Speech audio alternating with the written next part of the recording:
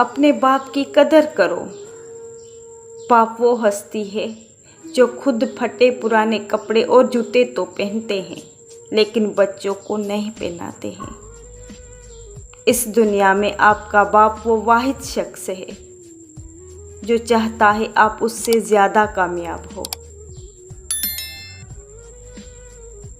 या रब, मुझे जिन हाथों ने दुआ मांगना सिखाया है, उन माँ बाप को हमेशा सलामत रखना।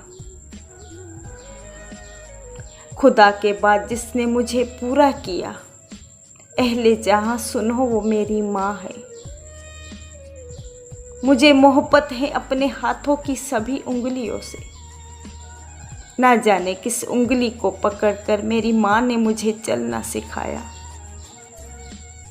आपके वालिद की हर चीज़ मुकद्दस है, यहाँ तक के जूते भी, जिसको दरवाजे के सामने देखकर आपको तहफ़्फ़ुज़ का एहसास होता है। माँ बाप बहुत प्यारा रिश्ता है, इसमें मिलावट नहीं होती। मुफ्त में सिर्फ माँ बाप का प्यार मिलता है, उसके बाद दुनिया के हर रिश्ते के लिए कुछ न कुछ चुकाना पड़ता है। वो मेरी बदसलूकी में भी मुझे दुआ देती है, आगोश में लेकर सब गम भुला देती है।